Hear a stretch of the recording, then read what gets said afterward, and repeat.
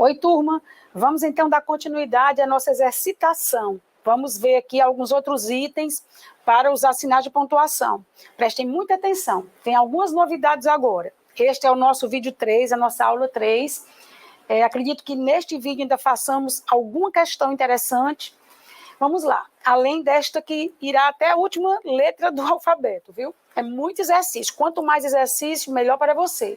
Vamos pôr uma vírgula aqui na palavra amigo, depois da palavra amigo, no item M. Por quê? Observe que eu estou chamando alguém, que eu estou falando com alguém. Esse termo se chama vocativo. Vocativo. Esse termo é aquele que é utilizado para chamar alguém. É relacionado a invocar, chamar. Então, aqui sempre haverá esta vírgulazinha. Na sua redação Enem, você não usará vocativos. Mas, de repente, você pode levar essa informação para uma outra redação, para uma carta que lhe peçam em algum vestibular. Amigo, vírgula, vocativo. Precisamos de uma participação mais ostensiva, ousada e inteligente. Observem que nós temos um sujeito aqui elíptico, que é o sujeito nós. Nós temos um verbo que pede um complemento, porque quem precisa, precisa de algo. Esse complemento é a expressão de uma participação. Vou chamar esse complemento de objeto indireto, gente. Quem precisa, precisa de. Jamais pôr uma vírgula entre o verbo e aquele elemento que traz significado, que ajuda a construir um significado, que é o complemento verbal. Então, aqui, vírgula, em hipótese alguma. Observem que essa participação tem características. A primeira característica é ser ostensiva, a segunda é ser ousada e a terceira é ser inteligente. Então, esses três elementos, esses três termos, cumprem um papel só, que é o papel de caracterizar a participação. São paralelos, porque cumprem a mesma função, o mesmo papel. São características da participação. Participação ostensiva, participação ousada, participação inteligente. Então, eu vou chamar esses três elementos de termos paralelos. Turma, muita atenção.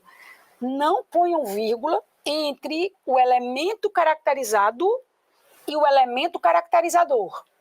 Não ponham vírgula entre o objeto indireto e o adjunto adnominal que o caracteriza, porque eles não são paralelos. Eles não têm a mesma função. Agora, ostensiva, ousada e inteligente são os três adjuntos adnominais de uma palavra só, que é participação. Por isso, eu vou chamar esses três elementos de termos paralelos. Característica 1, característica 2, característica 3. Atenção, turminha. Se esses termos fossem características, mas características de elementos diferentes, eles não seriam mais paralelos. Tenham muita atenção a isso. Aqui, nós vamos anotar a seguinte justificativa para o nosso item. Vamos dizer que eu tenho vírgulas entre elementos paralelos. Entre elementos paralelos. O que é, Rita, esse elemento paralelo?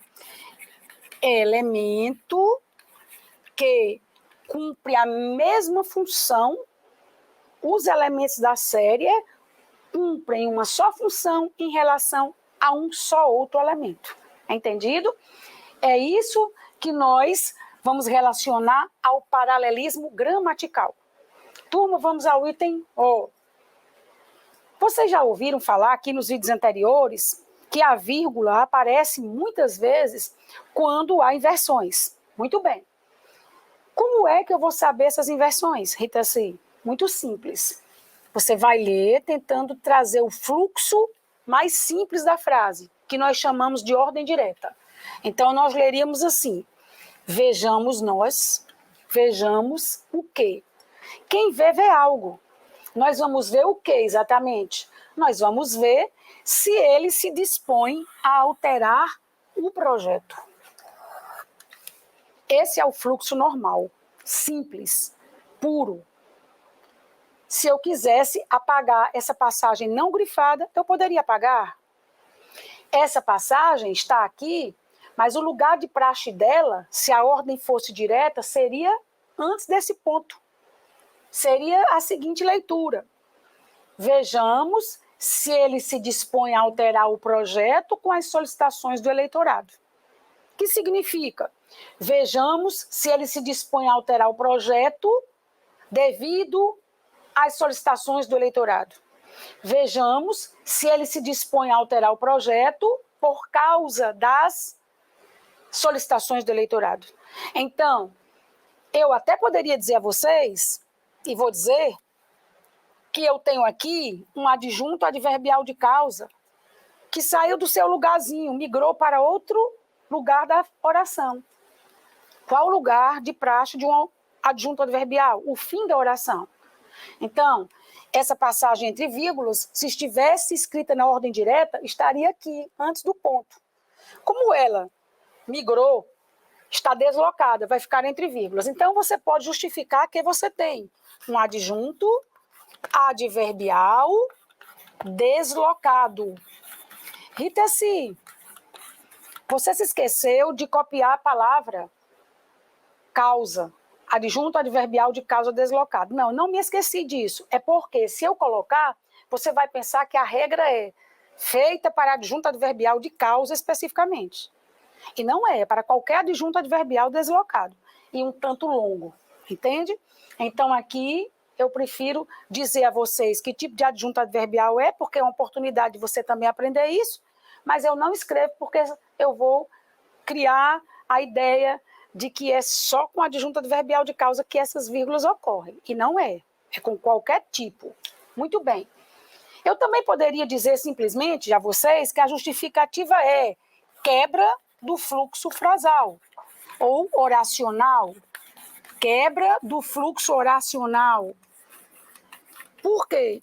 Se no momento de você corrigir a sua redação antes de entregá-la ao fiscal, a fiscal de prova, você tiver essa noção de que essa parte poderia vir no fim, mesmo sem saber como ela se classifica sintaticamente, você vai resolver o seu problema. Você vai saber que haverá vírgulas. Então, não é preciso fazer análise sintática durante sua prova de redação. Basta você perceber rapidamente que há termos que estão deslocados. Isso é suficiente. Vamos para o item P. Gente, agora depois dessa conversinha no item anterior, vocês já são capazes de identificar as inversões do item P. Como começaria o item P se a ordem fosse direta? Começaria aqui. Alguém fez algo. Eu fiz o quê? Fiz a transferência do valor a pagar por Pix. Poderia até ser só essa a minha frase. Eu fiz algo. Fiz a transferência do valor a pagar por Pix. Essa é a ideia mais importante, é a informação mais importante que eu trago aqui. Essa outra é um detalhe, é um extra. Eu fiz isso conforme havia combinado com alguém, conforme foi acertado. Esta oração traz uma ideia de conformidade. E essa oração adverbial conformativa, está antes da sua principal. Então, ela está deslocada também, antes de sua principal. Por essa razão, haverá vírgulas. Mesmo que no momento da sua correção, você não saiba que o nome dessa oração é adverbial conformativa. Só em perceber que houve uma inversão, você já põe a vírgula. Fácil, né, pessoal? Vamos ao último item do nosso slide, que verbo entregar. O verbo entregar está aqui. Você sabe que se eu disser, oi, bom dia, turma, entregou, vocês não vão entender nada, porque vocês não terão um significado finalizado, né?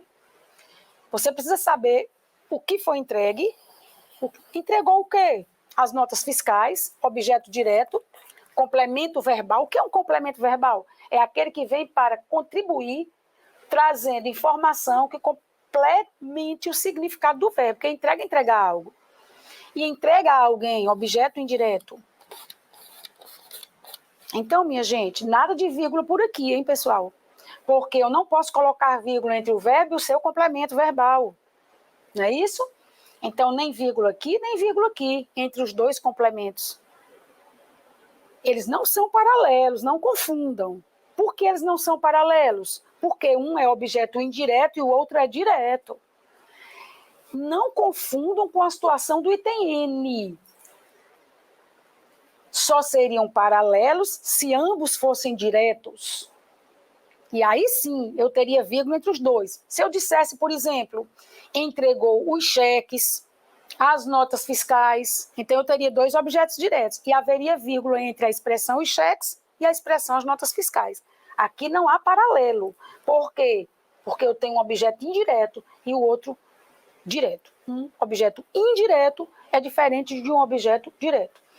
Depois, turma, nós viríamos aqui acrescentar este i e nós buscaríamos a aproximação cometida pela pessoa que entregou as notas fiscais. Vamos fazer de conta que é o José. José entregou ao cliente as notas fiscais e José despachou imediatamente as mercadorias. Muito bem. E vocês percebem o que ficou solto, né? Que poderia até ser retirado ou ser trazido para o final, antes do pontinho. Aí eu leria: entregou ao cliente as notas fiscais e despachou imediatamente as mercadorias para que não restassem dúvidas. Então, esta oração, uma oração adverbial final, que traz uma finalidade, despachou imediatamente as mercadorias a fim de que não restassem dúvidas. Vou colocar aqui outra vírgulazinha. Essa oração está deslocada. Então, aqui, mais uma vez, eu tenho uma oração adverbial deslocada, que é o mesmo que dizer antes de sua principal. É a mesma coisa. Entendido? Bem, gente, não achem que isso aqui é uma vírgula, tá, pessoal? Isso aqui é uma setinha para indicação do objeto indireto. Está bem? Pessoal, vamos ao nosso próximo slide. Vamos ver aqui o item R. Eles tinham um sonho que parecia irrealizável, a paz. Eles, sujeito, tinham, quem tem algo, tinham um sonho. Esta é a nossa primeira oração. Oração com o verbo ter. Em seguida, nós temos uma nova oração, com o verbo parecer. Muito bem. Esta oração 2 se inicia com um que. E você vai perceber que esse que poderia ser substituído por o qual. Eles tinham um sonho, o qual parecia irrealizável. Quando isso ocorrer, você poderá dizer que esse que é um pronome relativo. Pronome relativo. Este que pode ser substituído por o qual, ou por a qual, ou por os quais, ou por as quais, em outras situações, claro, é um pronome relativo. E inicia uma oração adjetiva.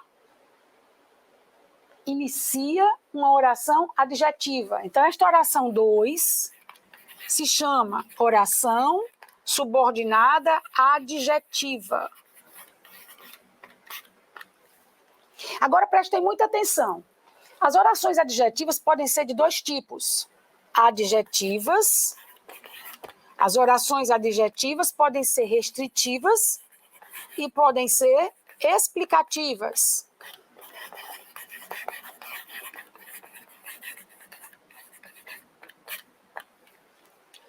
O que significa ser uma oração adjetiva restritiva? Ela faz uma restrição, obviamente. Ela faz uma escolha, uma especificação, uma diferenciação. Então, a oração adjetiva restritiva traz uma noção de escolha, traz uma noção de especificação,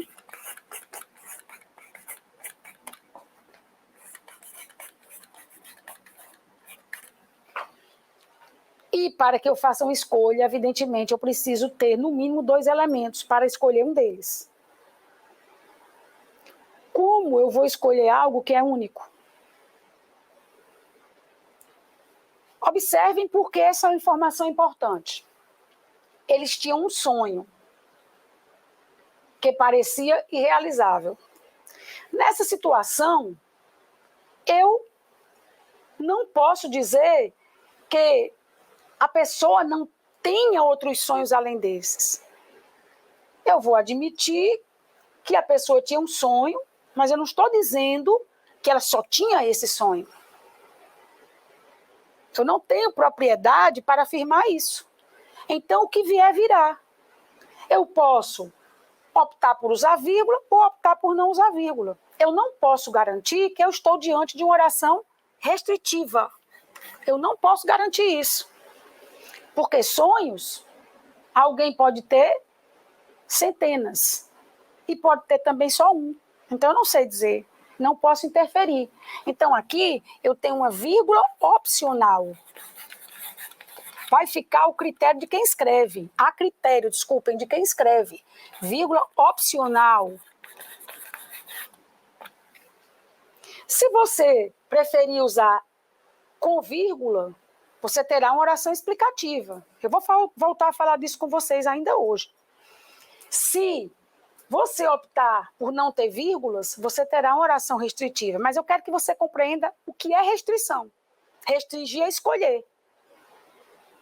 Se você deixar essa frase sem a vírgula, você está escolhendo. Porque quando você estiver com restrição, você está sem vírgula. Vai ficar a seu critério. A vírgula é opcional. E que sonho é esse? E agora você tem 2 pontos. A paz. Porque você tem um aposto. O aposto, turma, é aquele termo que vem trazer informação extra. Eu posso até retirar esse termo. Observem. Eles tinham um sonho que parecia irrealizável. Qual é, Rita, esse sonho? Não sei. Eles não me disseram qual é. Mas me disseram apenas que tem um sonho que parece realizável.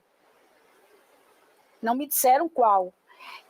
Esse detalhamento é o que nós chamamos de aposto, turma. Tá bom? No item S, turma, nós temos o verbo ignorar, temos o verbo ser e o verbo ficar. Temos 3 orações.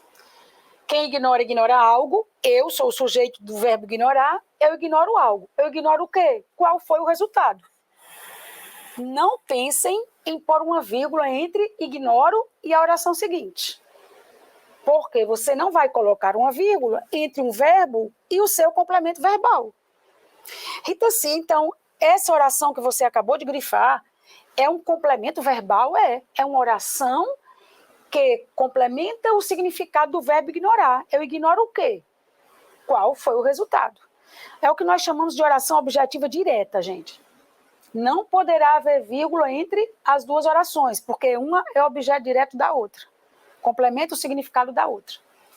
Vai haver uma vírgula antes do portanto, porque há, sim, vírgulas antes das conjunções conclusivas. Então, nós vamos justificar assim, vírgula antes das conclusivas, de conjunções conclusivas. Pronto.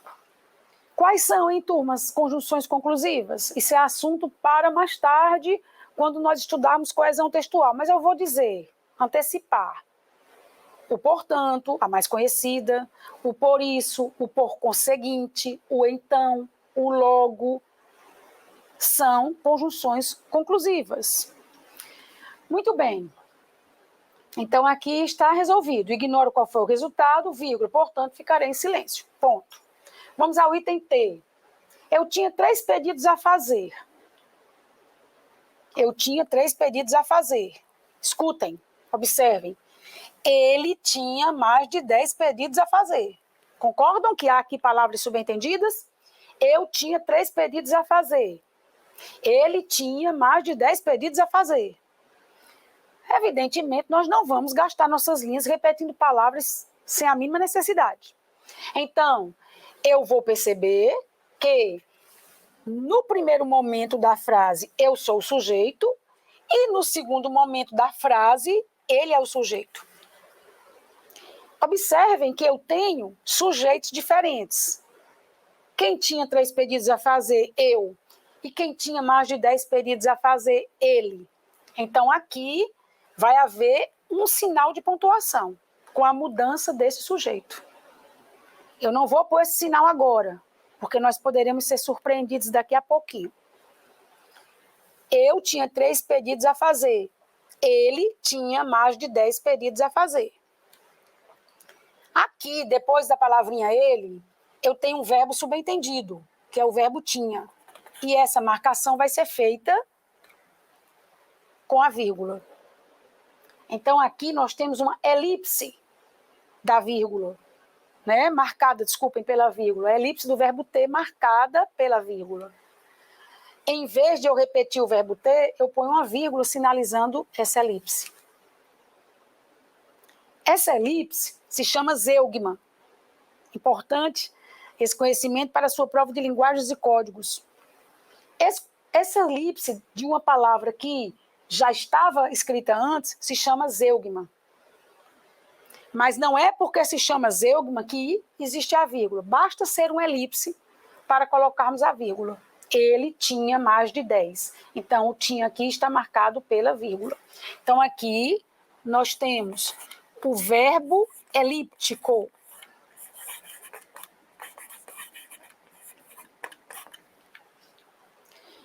Observe que esse verbo anteriormente estava escrito. Verbo elíptico, escrito antes. É isso que configura uma zeugma. Muito bem. Então, nesse caso, haverá uma vírgula. Essa é a justificativa. A outra justificativa que eu vou trazer para vocês é que eu tenho sujeitos diferentes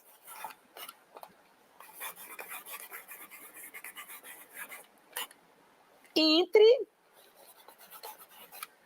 passagens paralelas. Entre passagens paralelas. Gente, eu vou colocar aqui com um pontinho. Você já sabe, por favor, complete aí no seu material. Paralelas. Eu estou sem espaço já.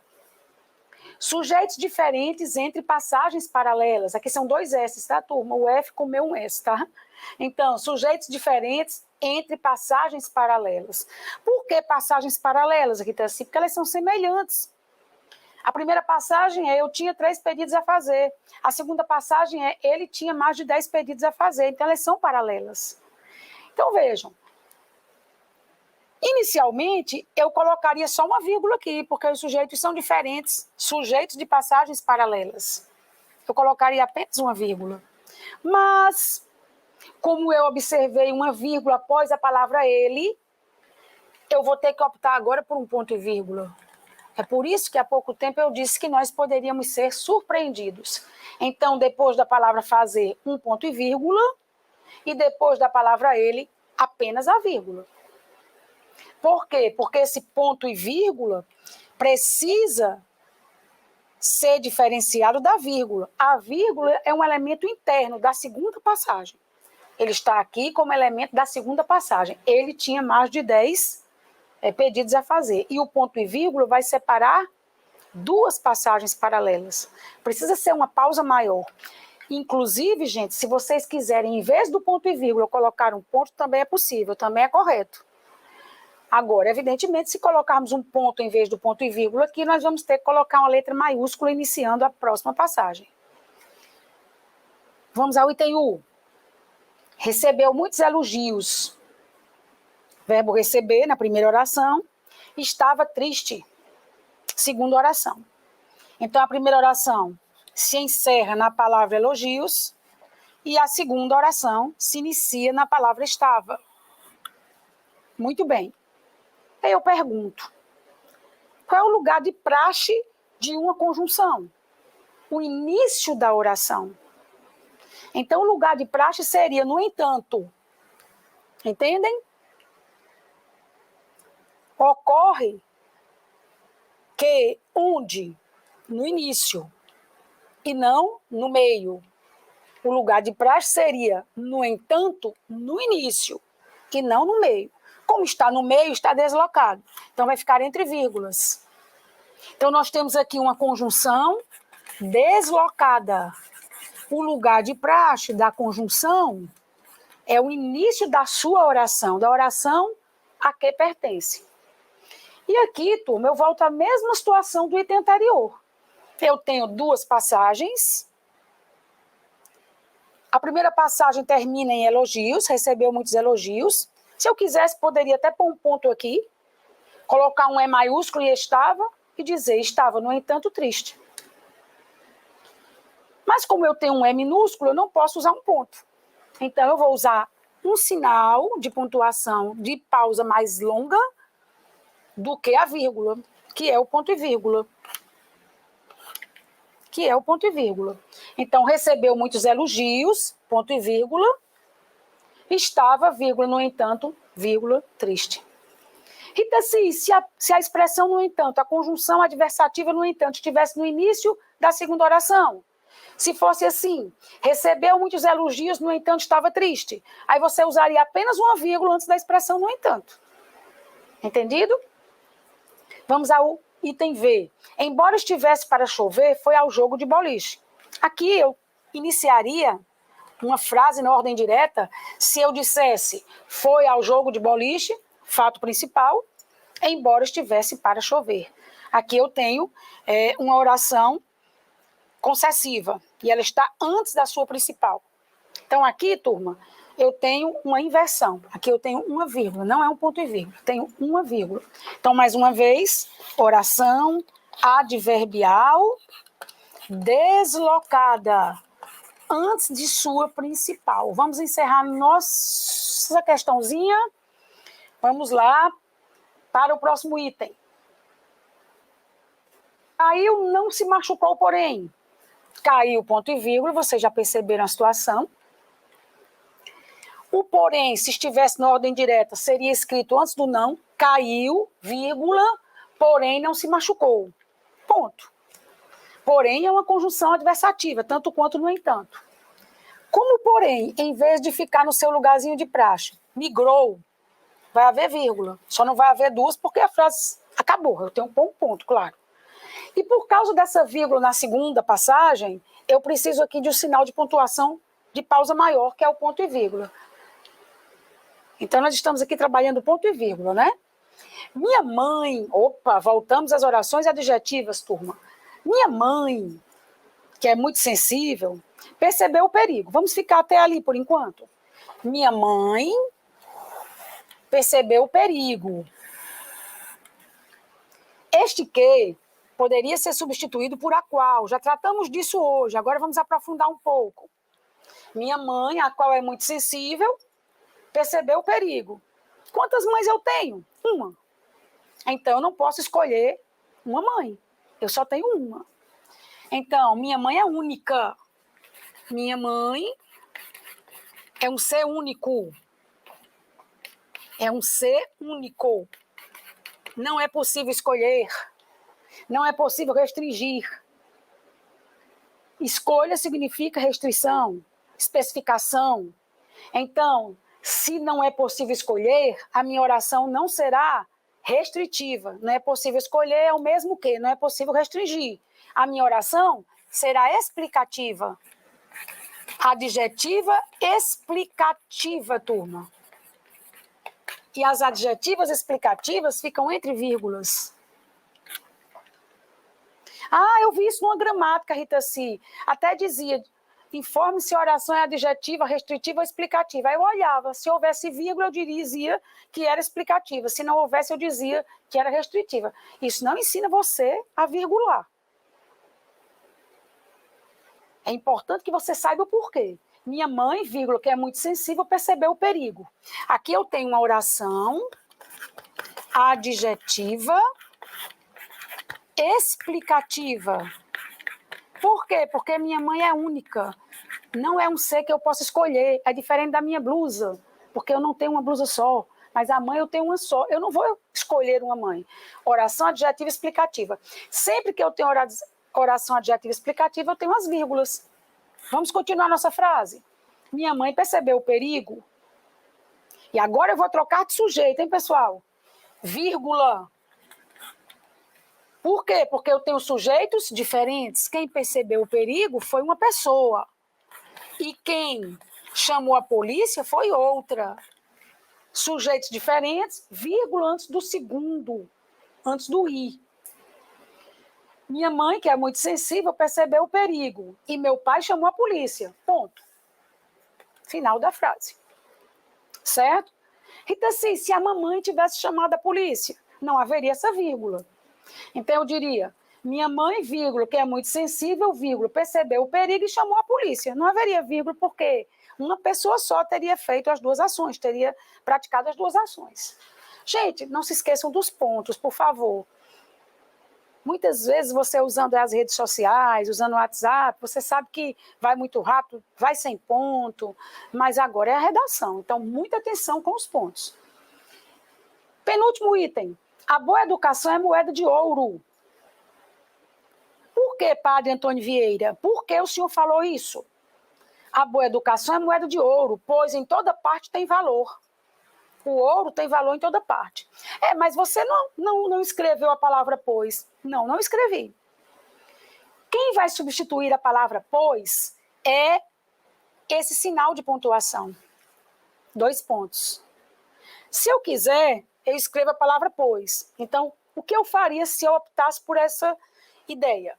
A boa educação é moeda de ouro, vírgula, pois, vírgula novamente, em toda parte tem valor. Então, é isso.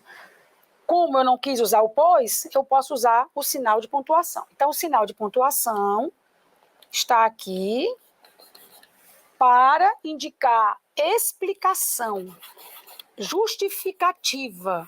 Antecede a uma justificativa. Ele está justificando porque a boa educação é como moeda de ouro. Em seguida, nós vamos colocar uma vírgula aqui depois da palavra parte, porque nós temos uma inversão. Nós temos uma inversão. Como seria, gente, se eu tivesse ordem direta? A boa educação é moeda de ouro. Tem valor em toda parte. Algo tem valor em algum lugar. Como a inversão ocorreu, eu preciso pôr vírgula. Último, vamos lá. Os problemas da desigualdade social.